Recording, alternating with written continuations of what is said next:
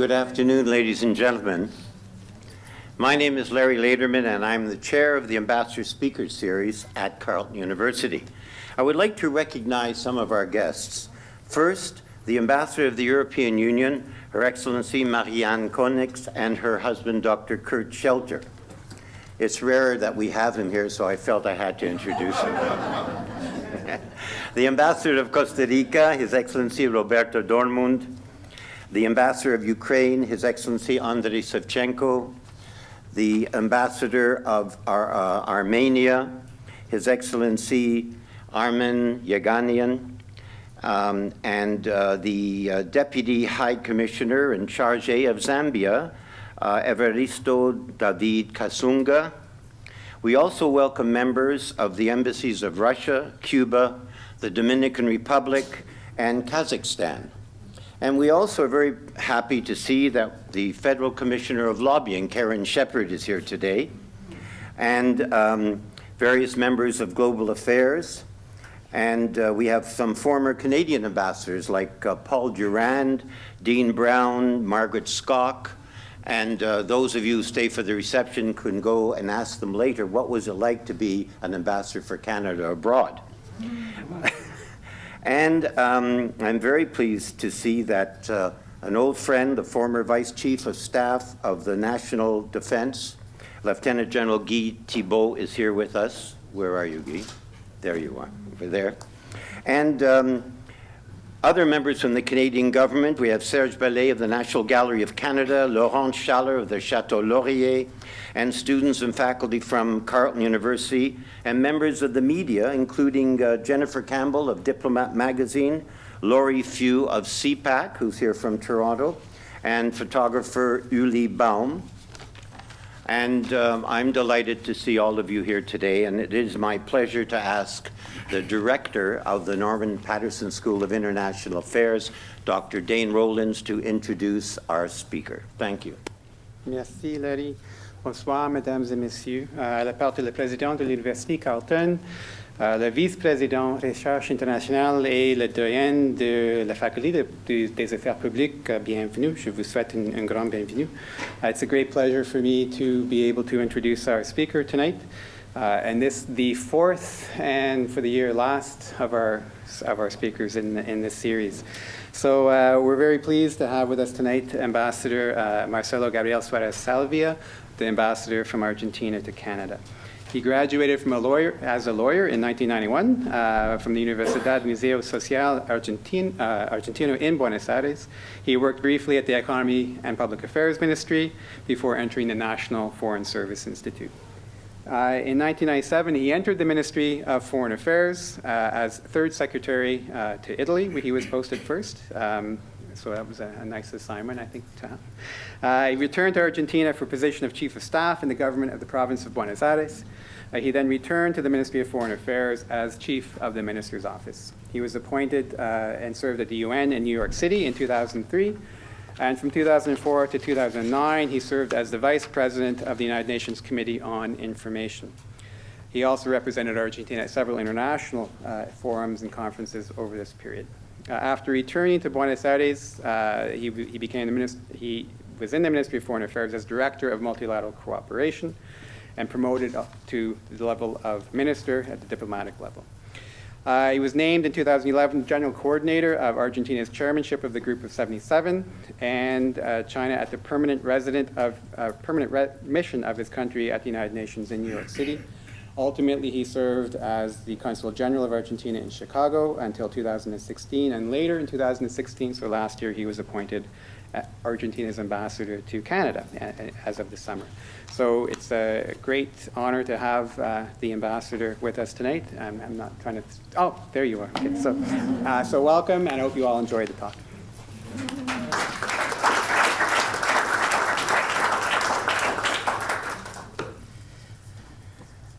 Good afternoon or good evening.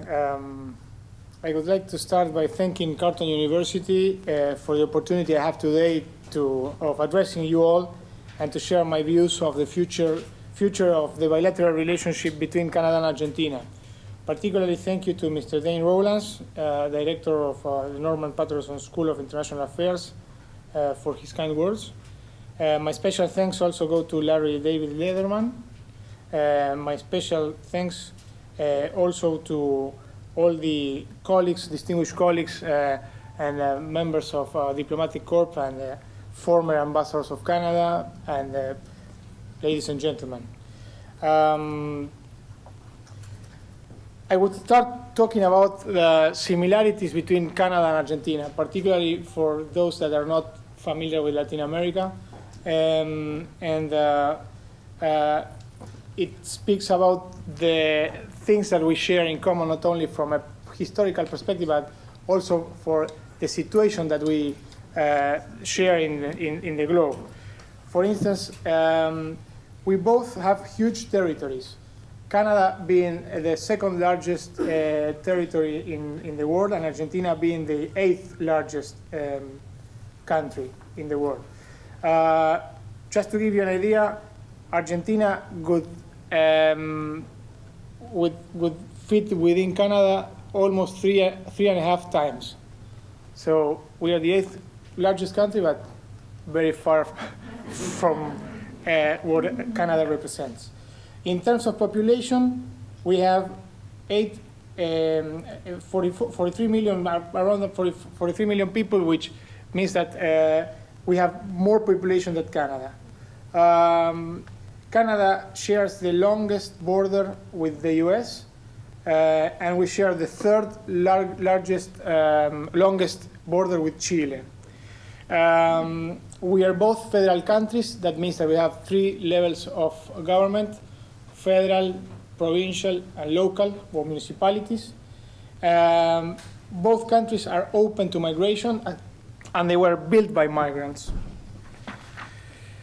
Canada and Argentina have enjoyed diplomatic relations since 1940, although trade relations date back more than 100 years. We share a rich relationship built on a commitment to multilateralism and similar perspectives and shared values on many other global issues, including peacekeeping, nuclear non-proliferation, human rights, protection of the environment, strengthening democracy, combating terrorism, and transnational crime. This was all along our common history. To bring things more to closer times, in 2012, there was a kind of a breakup between Argentina and Canada, particularly between Canada and some other countries of Latin America, due to several reasons. And that breakup related not only in the bilateral aspect, but also in the multilateral aspect. But fortunately, this change, at least with respect to Argentina, after new administrations took office in both sides of the continent. Namely, of course, Trudeau in Canada and President Macri in Argentina. Because of these changes, the interest in the bilateral relationship, thanks God, improved a lot, and also the interest of Argentina for the rest of the international community grew. And the reason is because of some recent changes that President Macri put in place after taking office. Argentina is the second largest economy in South America and an influential and valuable interlocutor on hemispheric matters for Canada. Argentina can also contribute to advance shared values and goals in the region, such as increasing mutual economic opportunity, advancing freedom, democracy, human rights, and the rule of law. There is a lot of enthusiasm about this new period in Argentina, which is not only the idea of the incumbent government, but rather of a more mature society that has decided to overcome all obstacles and fulfill its true potential. The Argentine people feel optimistic towards the future of the country, and opportunities open up in each province and in each region of the country. President Macri's administration is committed to inclusion, as well as new political leaders who have understood that growth is only possible if we follow global trends towards the generation of wealth and innovation, and always taking care of people in need, while fostering middle class. We believe that Canada's public and private sectors notice this change, and that may be the reason why we are in a path of a more fruitful and active agenda. President Macri is doing also a very good job in regaining investors' confidence. And as I said before, the interest in Argentina from abroad is really big. By the way, our president is currently finishing a state visit, very successful state visit to the Netherlands, in which he's been, let's say, the king and the prime minister of the Netherlands were very positive while referring to President Macri's commitments in the only 15 months of government. So President Macri has introduced reforms aimed at attracting investment and generating employment. He unified the exchange rate. He reached agreement with holdouts, which was something that was keeping Argentina out of the financial markets, promoted the independence of the Argentine Central Bank. He's taking care also of inflation, which is going down, although it's still a challenge for Argentina. And we have also successfully restored people's trust in our system of public statistics.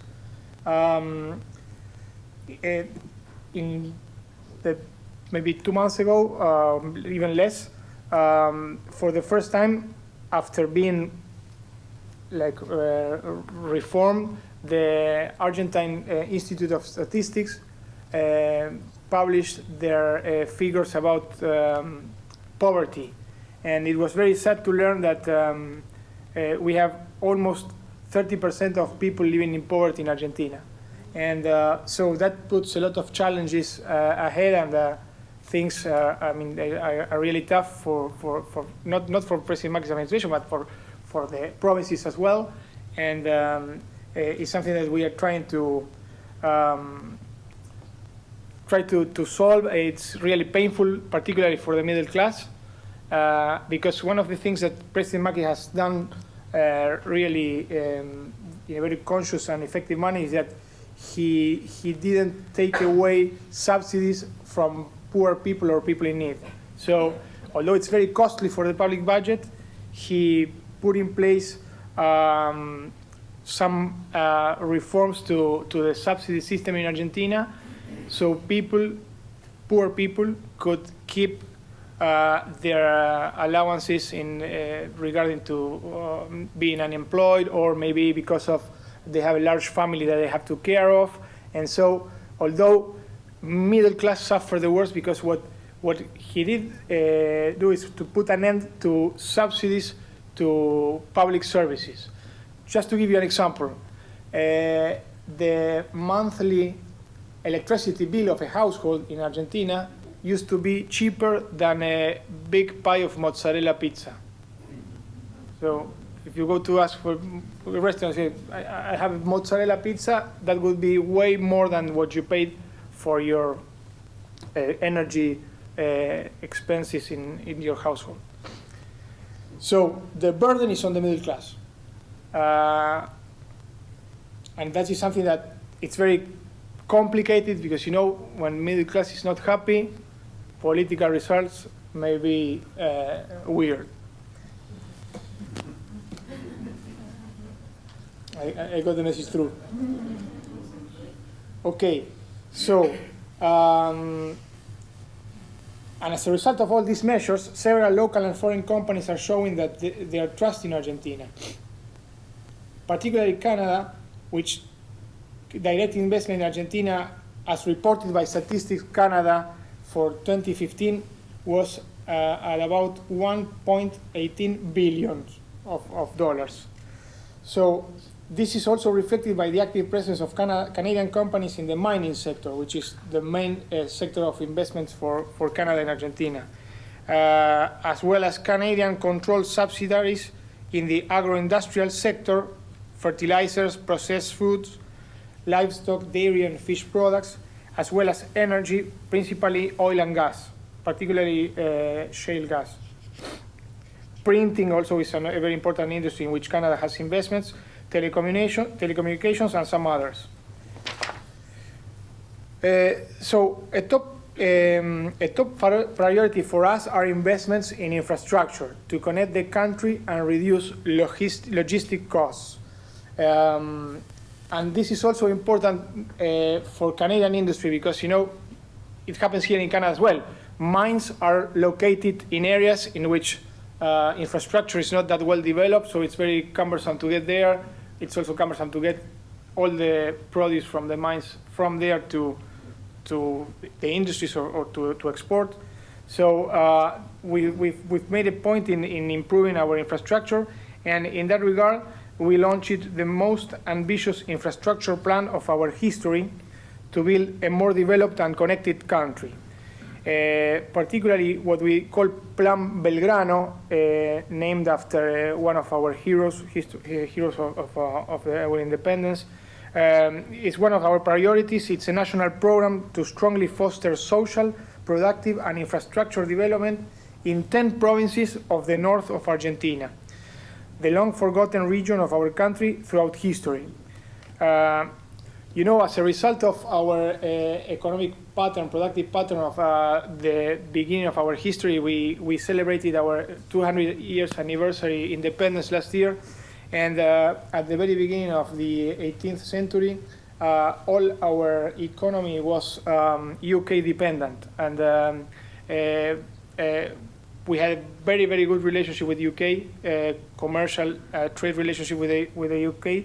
And they invest a lot of money in infrastructure in our country. So, and they were the ones to designate the network of railways that would connect all the regions with the port of Buenos Aires.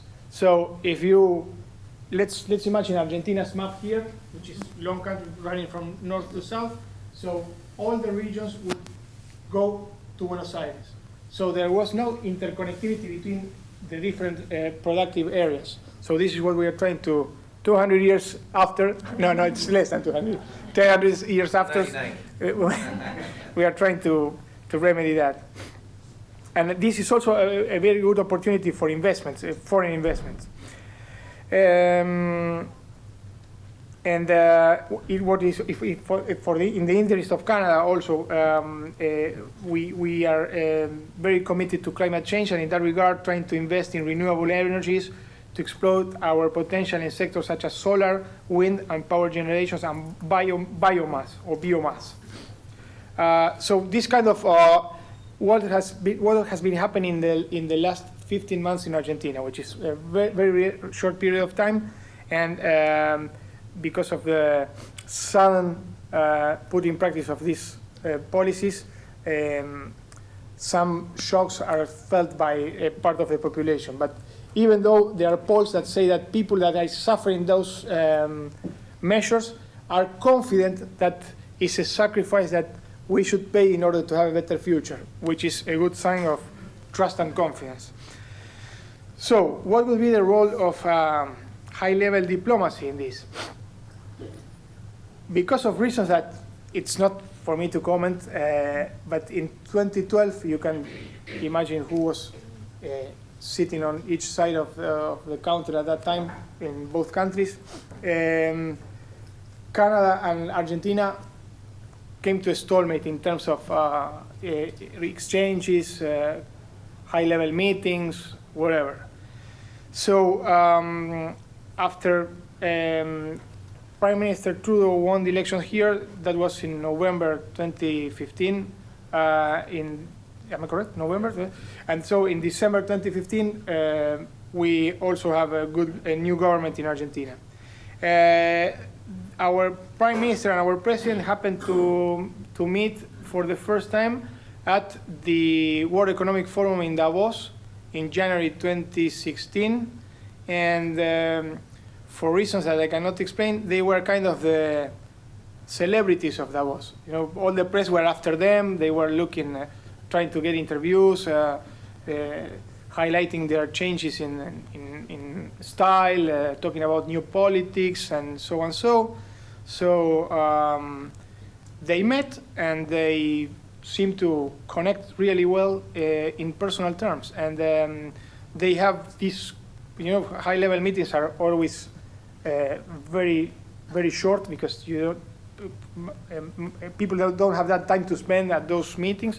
So they met briefly for maybe 45 minutes, but they went through a lot of very interesting items of common interest.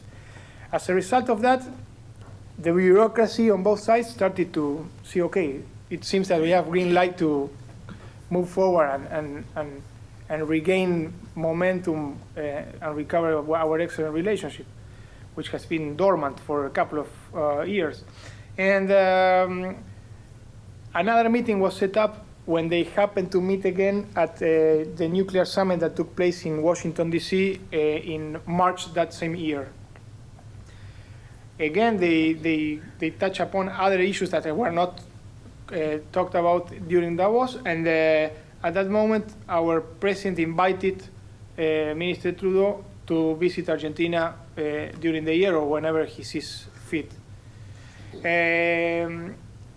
As a result of that, we started to talk about a possible date for Trudeau to go to Argentina, and he finally visited Argentina in November, 17 and 18 of November of last year. It was his first visit to a South American country because he started his first Latin American tour visiting Cuba first in the Caribbean, and then he stopped for 2 days in Buenos Aires, and then he continued to Lima, Peru, where a meeting of APEC was taking place. But before that, and it's also high-level diplomacy, at the beginning of October of last year, we have the visit of our vice president. You know, in the case of Argentina, the vice president, kind of as it happened in the US, is also the head of the Senate. So he came here with her two hats, as vice president of Argentina, as also as head of the Senate. So he was hosted here by the Speaker of the Senate, and at that time he came along presiding over a delegation of 6 vice ministers that were vice ministers of the areas in which Canada and Argentina were interested in developing future conversations. So it served also as a preparatory meeting for Trudeau's trip to Argentina, and it was a very successful meeting because she had the opportunity to meet with several ministers of the Canadian cabinet, including, of course, the Ministry of Foreign Affairs, the Ministry for the Status of the Woman, the Minister for the Rights of People with Disabilities, and I think I'm getting all of them. Of course, the 2 speakers of Senate and the House of Commons, and he had a brief conversation with Prime Minister Trudeau as well. At that very same visit, he was also in Toronto and met with business people in different areas: energy, mining, agriculture, and she went back reporting to the president that Canada and Argentina were in the good path, and things were really being well placed to foster and enhance our relationship. So. When Trudeau visited Argentina, they decided on a list of what the Canadian part called deliverables.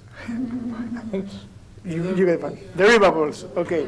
So this was published by the Canadian government and also by Argentina, but basically.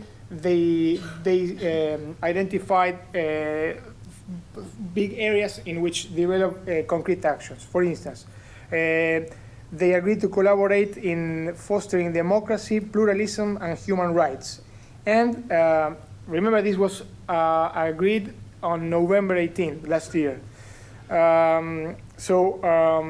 Canada pledged to provide support to Argentina in our effort, in Argentinian efforts to receive refugees from Syria, And this was in January, sorry, this was in November 18, and in January, by the end of January, we were talking with Canadian counterparts and moving forward in this regard.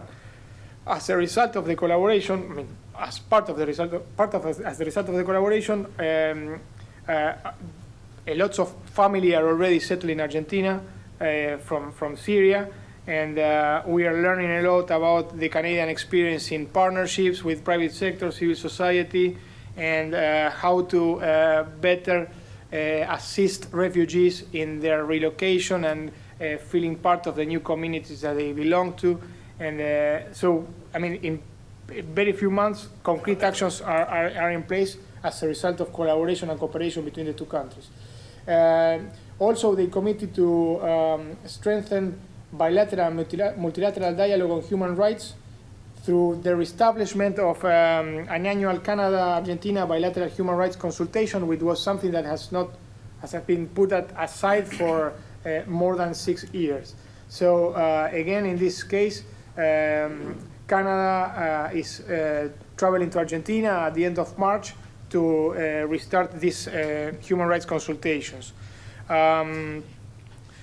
You know, we have a White Helmets initiative in Argentina that is it's our humanitarian assistance agency. And again, Canada and White Helmets are also conversating and taking the lead in some recent unfortunate incidents due to natural disasters that are taking place in the region, particularly on the Pacific side of South America. They also agree on promoting inclusive growth and trade and innovation, and which is very important for Argentina. That we started to intensify collaboration on responsible mineral resource development, and we received from Canada know-how on their recent developments, because you know in the mining sector we are facing the same challenges that have to do with environment, local communities in the case of Argentina, indigenous communities in the case of Canada, and the private sector in Argentina and private sector in Canada, through their chambers, agreed on a kind of framework or guidelines that is it's called Towards Sustainable Mining, which put an emphasis on corporate social responsibility that will serve to improve environmental and social practices in the mining industry.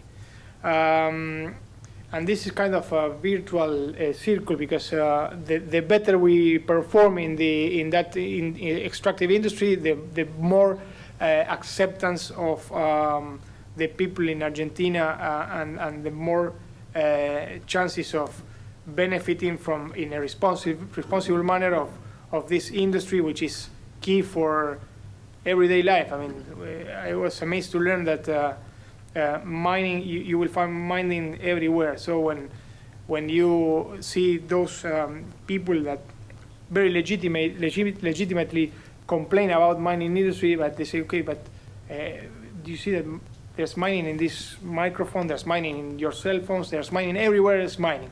So it's an industry that's very important for human development as such. Again, then something very important is that they talked about, again, one thing that I forgot to mention.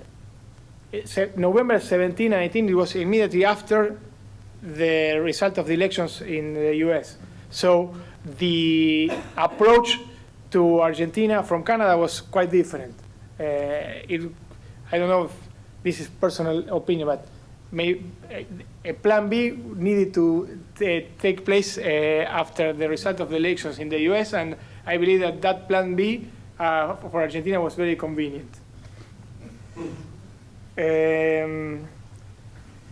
So again, they started to talk about the importance of revamping the dialogue between Canada and Mercosur. You know, Mercosur is the common market of the South, which is a market of more than 400 million people. It's formed by Brazil, Argentina, Uruguay, and Paraguay, and it's a customs union. It's not a free trade agreement as such. We share the same external tariff, so we cannot do free trade agreements individually. We have to do them through Mercosur as a grouping. And in that regard, the presidency of Mercosur rotates every 6 months. Currently is being chaired by Argentina, and Canada is traveling to Argentina on April, and we will have the first conversations on how to move forward to come to a free trade agreement between Canada and Mercosur. So this is something that was thought of deliverable, and it's being delivered in the short term. I don't want to take much time because I want to leave room for interactive dialogue with you. But very briefly, I think that there has been also a big progress in trade-related matters. For instance, Canada opened its beef market to Argentinian beef, and we are in the process of opening pork access market to Canadian pork in Argentina. And also, Canada is at the point also of allowing Argentina to bring in poultry meat to Canada. Again, in the area of nuclear cooperation, we are moving forward again. Candu, for instance, yes, Candu is already working in Argentina in Embalse Rio Tercero, and they are thinking of extending the life of that reactor, and also they are also bidding in a new reactor that will be built in Argentina, hopefully in the near future. So nuclear is very important sector in which we have bilateral interest. Well, as a result of the reforms put in place in Argentina, we are going to engage more actively in WTO. We are hosting a ministerial conference in Buenos Aires for the first time in South America, a conference of the WTO. It will take place at the end of December, and Canada has already committed to make the meeting a success.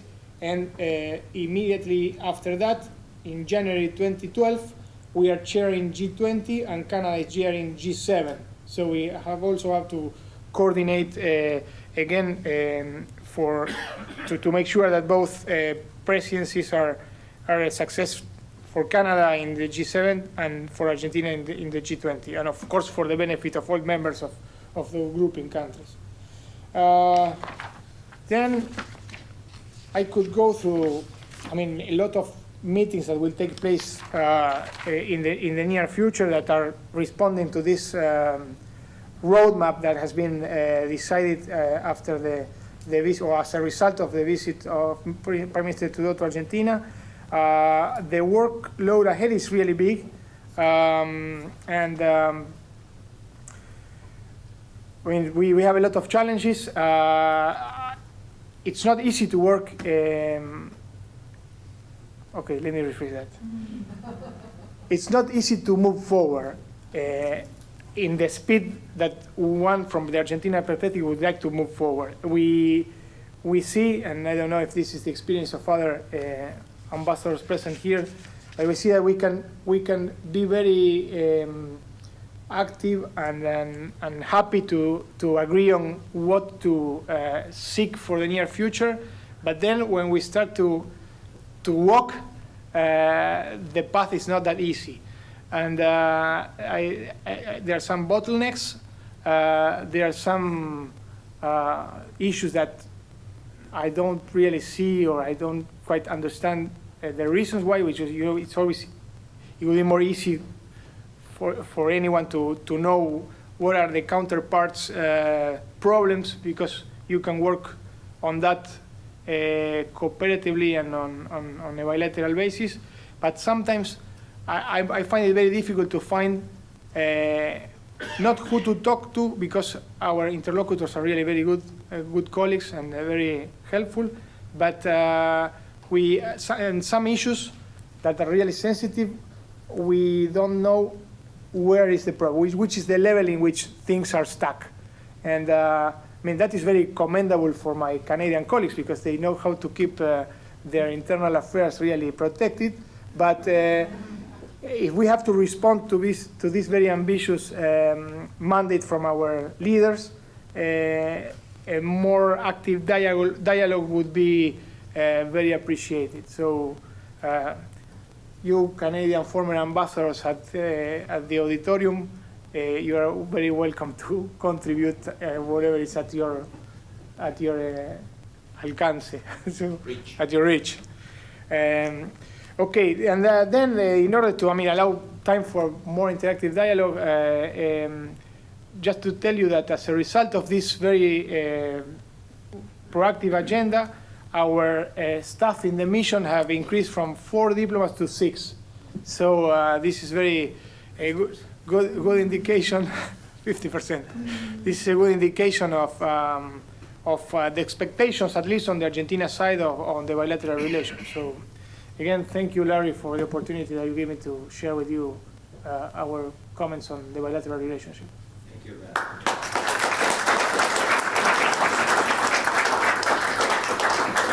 Your Excellency, thanks for choosing this very frank and gentle way to share your challenges and your successes. Could you elaborate more on how the U.S. election affected foreign policy of your country, and particularly bilateral relationship between your country and Canada? Thank you. Thank you, Ambassador. Thank you for your question. Bilaterally, Argentina-US, it's too early to assess. Because as a result of this very great interest that Argentina raised last year after the change of administration, we received a lot of high-level visits, including President Obama, which was one of the very first leaders that went down to Argentina to greet President Macri and to encourage him to go on the reforms and so on. And again, as a result of that bilateral meeting, a roadmap was decided upon, and there were a lot of very good indicators of improving the relationship of Argentina and the US. But the administration changed in the US, and one of the very minor issues that we had been fighting for strongly for the past 15 years with the US were at the point of being solved. And immediately after President Trump took office, almost all of those measures that would allow, I will give you a concrete example following that, they put everything to a stop. I mean, everything that was suspended. For instance, Argentina is the main exporter of lemons in the world. I mean, the largest exporter of lemons. And we could not bring lemons into the US. So, I mean, lemon. It's not nuclear technology or lemons. You go to a tree and so the province, the major producer of lemons in Argentina is the province of Tucumán, which is in the northwest part of the country, one of the most needed provinces, and one of the main exporter of lemons in the world. But even though giving them the opportunity to export to the US would have made a great difference. And well, I mean, everything was set up. I mean, we were at the point of sending the first containers with lemons, and the new administration decided to put everything. I mean, it's not because of Argentina. They put on hold everything, and they are They said that they would put that on hold for 30 days, and they recently extended to 60 days. So that's a problem. What else? Migration, for instance. We have a very, we don't rely or need remittances the way that some other Latin American countries need, coming from fellow citizens living in the U.S. But we have a very important Argentinian community in the U.S., which is contributing a good deal to the U.S. as a whole. I mean, I serve as Consul General of Argentina to Chicago for the past 4 years, and the contribution of Argentinian scientists to not only to the U.S., to humankind is huge. And we have Argentinian people living in the U.S. that they belong to the National Science Academy, and they were leading a lot of students from Argentina traveling to the U.S. to improve, get higher degrees of education, so on and so. And now the control of migration is again putting on hold a lot of all that stuff. Having said that, it's too early to assess. But what is true is that since Canada is more dependent on its relationship, of bilateral relationship, 80% of the Canadian trade deals has to do with the U.S. So the new administration will oblige some other countries to look somewhere else. You know, for instance, Mexico being 100% Latin American, was not looking at Latin America the way that it may look at Latin America, and now they will be obliged, or I mean, the immediate alternative for them is to look south, and that will bring a lot of opportunities to the region as a whole, not only to Argentina, to seek for better integration and to at the end of the day to get a better balance in the region and more cooperative among everyone. And in the case of Canada as well, I mean, Canada has a great opportunity to fill in those areas in which the U.S. is backing up. So I know it's up to Canada to say that. It's not up to me. But. Next question. Embajador Percebos, antiguo miembro del Servicio Exterior, I would like to congratulate you on your presentation and a couple of things. 2 observations, 1 question. One is that Canada's involvement with Latin America dates back to the mid-1800s. And there was a Canadian historian by the name of Jack Oglesby who wrote a book, Los Gringos del Lejano Norte, which I recommend to those in this audience. If you can get your hands on it, read it. It'll open up your eyes just to how much Canada has done for Latin America and its development, whether it's insurance, mining, infrastructure, etc. That's a very good point. And the other thing is, it's sad that we lost sight of how we should have related to Latin America over the past 4 or 5 decades, because at some point we were very much involved, and then we kind of dropped off the map because we have a kind of a schizophrenic approach to our neighbors in the south. And if you're torn between our desire to be to the east, which is England and France, and to the west, which is now the new emerging thing.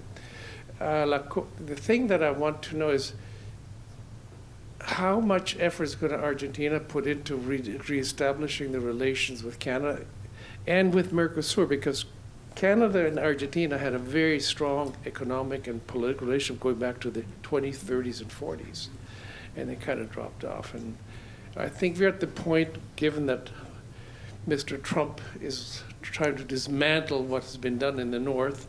So Canada has to look to the south, which means Argentina, which means Brazil, which means Chile, which means Peru, to diversify its options. Mexico is in the same boat as we are, so how do you assess that? Thank you for the comment, and thank you for the information about the book that we will read. And I know. Thank you. Well, to respond for the first part of your question, we want to have the best bilateral relationship possible with Canada. Again,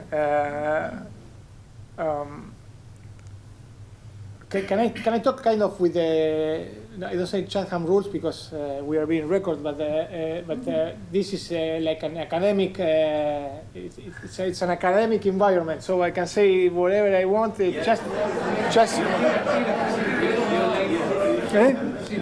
sin pelos en la lengua. No, you will be on YouTube and the embassy website, so I would caution you. No,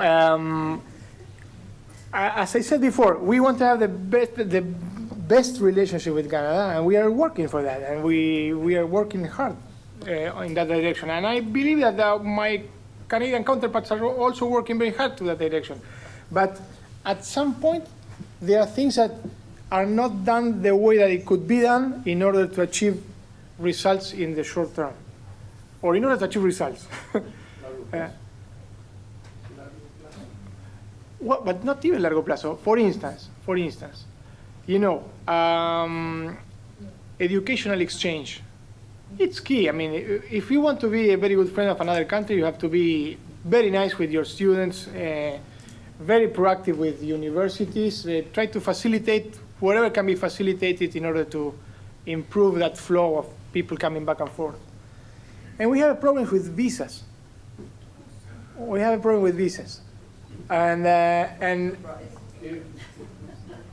But you know, I mean, what is really for me frustrating is that I cannot find why we have a problem with visas. If you ask migration, they said, oh, we are very happy with Argentina. You have the highest or the second highest successful rate in visas requests in the world. For instance, out of 100 people asking for visas in Buenos Aires, only 3 are rejected. So we have a 97% success rate in visa applications. So,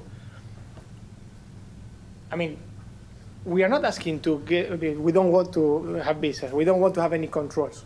But you know, you have implemented, Canada have implemented ETA, Electronic Travel Authorization, which is in the scale of regulations, it's from visas to nothing is here.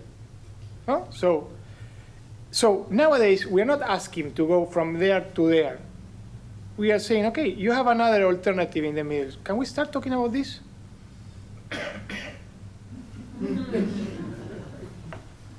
And it's really, I mean, frustrating because we don't know how to move forward in that regard. On the other hand, they say you have to leave your reciprocity fee. Okay, I'd be very happy to leave the reciprocity fee, but it's a reciprocity fee. No, but you have to leave the reciprocity fee because that would encourage Canadians to go to Argentina and do tourism and blah, blah, and business person, blah, blah, blah. I fully understand, I agree, but it's a reciprocity fee. We are not imposing visas on Canadian people. We are just asking for them to pay, figuradamente, to pay symbolically what it means. Huh? How much is it? $70 or $100. No, but you know, but an Argentinian people, for instance, a wine maker from Mendoza province, which is one of the most beautiful provinces in Argentina, and I encourage you to, if you go to Argentina, do your time to visit Argentina, and many other provinces because they're all very beautiful. But in Mendoza, you have the excuse of the wine. You have I want to try the wine. So, a winemaker of Mendoza that wants to come to Canada to wine is not a good example because of LCBO and SAQ, but let's say wine. Okay, forget about LCBO. He has to go to Buenos Aires. He has to travel, or at least send his passport for a couple of weeks, pay expenses, travel, accommodation, someone that will take care of his job. So it's not the $80 or $100 that you have to pay. It's more than that. So the reciprocity fee is nothing compared to what it takes to pay a visa. And we are not saying lifting a visa means free entrance, anyone can get in, you don't have the right to ask whatever you want to ask. It doesn't mean that, you know that. I mean, you just go through this ETA process, and then you travel. It's cheaper, and it will give you the exact reason to lift the reciprocity fee, which is something that has been strongly demanded by the Canadian side. As a means of showing goodwill and that we are taking serious the relationship, we lifted visa for businessmen, starting December last year. Just thank you. So it's really difficult to sell domestically. You know, domestically you have to go and say, okay, this is a quid pro quo. We need to. And ironically, Canadian is so interested in getting support for Security Council. Is also very interested in regaining a leadership in the region, particularly in South America, and we don't find a way of helping them to achieve all those very important objectives. This will be the last question because there is some Argentine red wine waiting us at the reception. So Sven, short, sweet. Short, we'll have to sacrifice ourselves. Yes. I'll refrain on commenting on the reasons for your problems. I will also refrain on asking another question about Donald Trump. The political history, I want to ask a philosophical question. Political history of Latin America has been a pendulum between populist left-wingers and authoritarian right-wingers. In your discussion, you noted the reform programs that are being undertaken in Argentina. These are very similar to the reform programs undergoing in Brazil, and for much the same reasons. Brazil and Argentina are the powerhouses of Latin America. This is a regional question for Canada in some respects. Will Argentina get better trade relations in the context of Mercosur with Brazil? And will it take a kind of political initiative, given events to the south of us, to solidify the region and make it, the whole region as a whole, a better place for Canadians to do business? Thank you. This is a question that should be better answered with red wine. But, well, you know, Argentina and Brazil are, they have no other alternative that get along together very well. And this has been the idea since both countries regained democracy in the early 80s. And that was the seed of Mercosur. And we do believe in regional integration. We do believe in trade. We do believe also that we are the region with the most inequalities in the world. Differences between income is tremendous. Yeah, we are. I mean, it's. No, I know. Don't get me wrong. I say, we are middle-income countries, but in Latin America, you would find pockets of poverty that would equal the poorest places on earth. So, because of that, we are out of the sight of developed countries in terms of official assistance for development, which is another discussion that we should someday take seriously and see why Canada is not looking at Latin America more closely in terms of kind of chirurgical look at in terms of, okay, they have their needs, we have the resources. Geostrategically or politically speaking, why, if we want to be leaders in the region, why should we do this thing somewhere else, whereas in our neighborhood the same things are needed? So that's a discussion that we should have, but not to avoid your question. So Argentina, Brazil, Mercosur as a whole, and the whole region agree that better trade, better integration is key for development, a good middle class, to lift people out of poverty and so on. So, and I mean, whatever Mr. Trump is doing, Americans have decided, and we joke among ourselves in our office saying that when we read the newspapers, particularly in the first days of the Trump administration, that we see a lot of fuss about the president commenting on this or commenting on that. And for us, people living in Latin America, we don't, I mean, that is like our presidents do the same. I mean, at least they used to do the same, and nobody would make any, I mean, we just keep going. And in the case of the US, I am confident that the US bureaucracy will do its best to try to put things to place. No. Well, no. Look what happened with the Obamacare. I mean, the same Republicans were the ones saying, "Okay, I mean, this is." From the right, not the left. Well, you read the article on Saturday by Krauthammer from the Excuse me, Washington Post? sorry. I would now like, it's a great pleasure for me.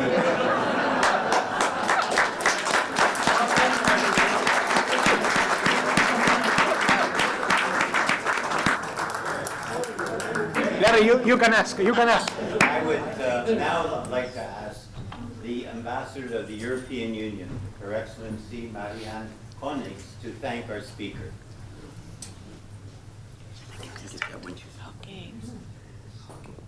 Dear colleague, I would like to thank you on behalf of Larry and all the audience for the excellent presentation of your country, which was extremely interesting, and also to hear all the very positive developments in the relationship between Argentina and Canada, and a very ambitious agenda. And also I note with a lot of interest that you said that Argentina, that the people are looking with a lot of optimism to the future, and it doesn't surprise me having heard your very interesting presentation. And as a souvenir of your presentation, I would like to give you this. Thank you. Yeah? Thank you very much.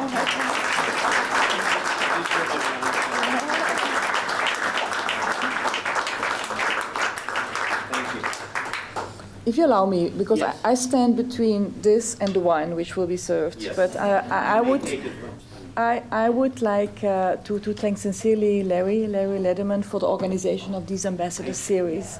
It's really, I think it's an excellent initiative what you're doing, Larry, giving visibility to the ambassadors here, and to be able to participate in such an interesting discussion. And as I will be leaving in some months from Canada, I think there are highlights of my stay here, and one of the highlights is definitely that you have given me the honor and the pleasure to participate in one of your events. Thank you, Larry.